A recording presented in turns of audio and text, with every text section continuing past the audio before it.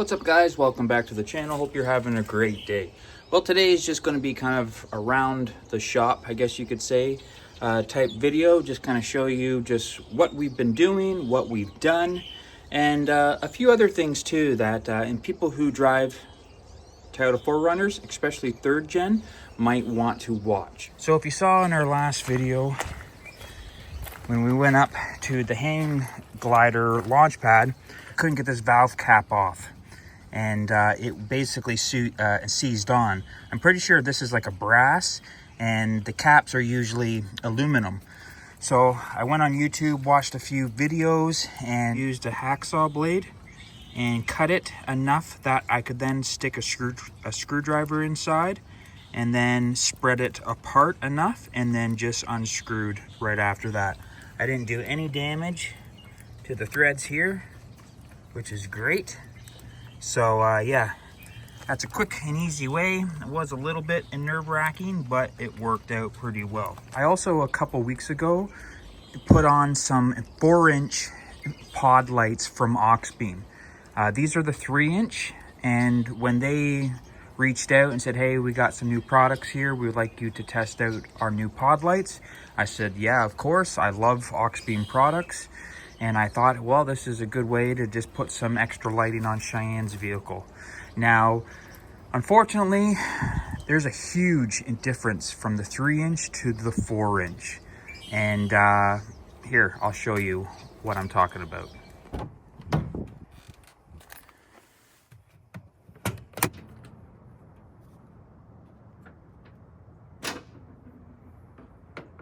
So these are the mounts that I'm using.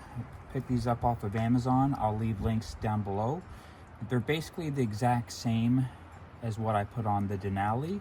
Just I thought they looked a little bit nicer with the black paint, and they sit up a little bit higher, which is going to be good, I think, for the 4Runner. With just a couple little bolts that you clamp it down on the hood, and super easy to use.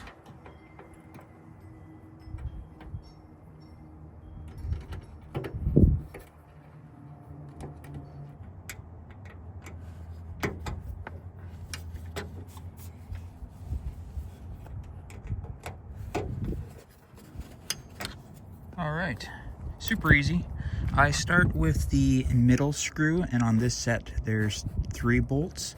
So I do the middle first, because when you do that, it doesn't kind of crump up this in rubber. If I did the left side or the right side, it kind of just makes this look kind of all bubbly. So I do it in the middle, and then I kind of work these two at the same to get it so it lays nice and flat.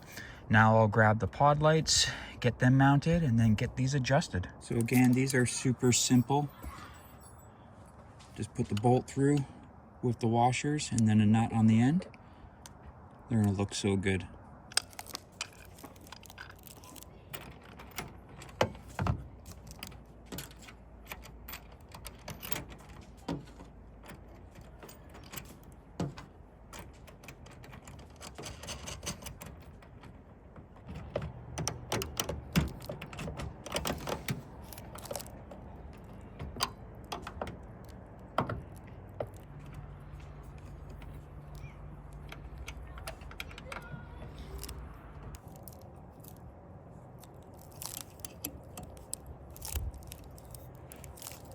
Always be careful when you're lifting the hood. On different vehicles, these could hit the glass, and that would not be good. I'm just tucking the wire under.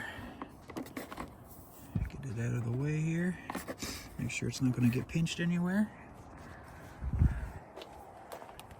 Same with this one.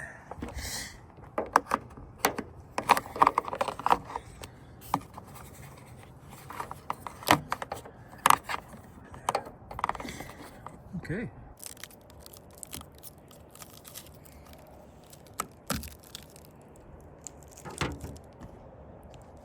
What do you guys think? Is it less noticeable? They are like just a beautiful light. It's like, what's better?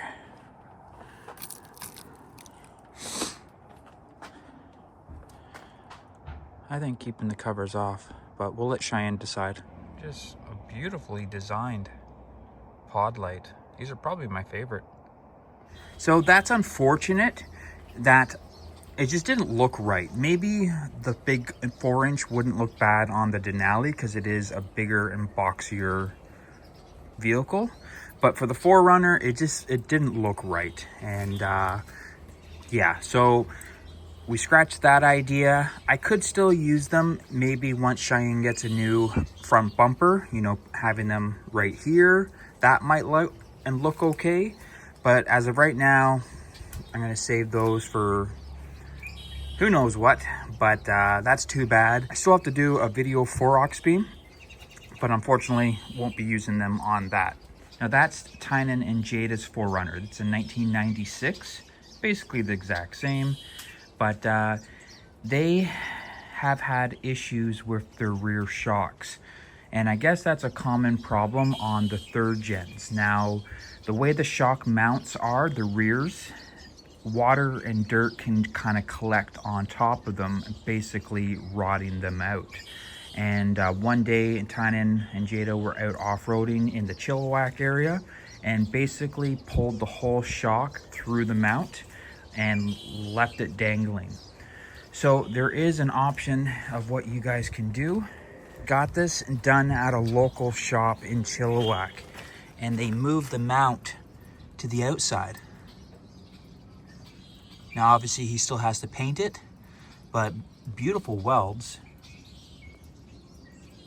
And it makes it that much stronger, I guess, too. Just the way that it's designed.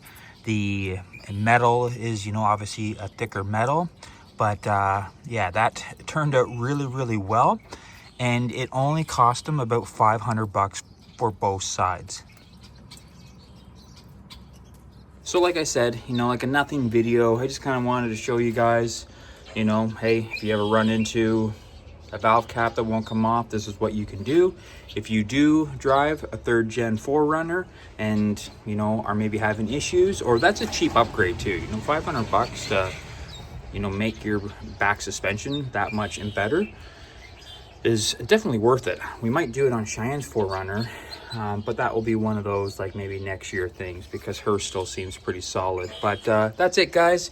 It is a cold, wet, miserable day here in Hope, British Columbia. We got some more snow, and it's been kind of snowing off and on all day. The birds are like, what the hell's going on? But that's it, guys. Just a quick update video, and thank you so much to everyone who's been watching and subscribing and commenting.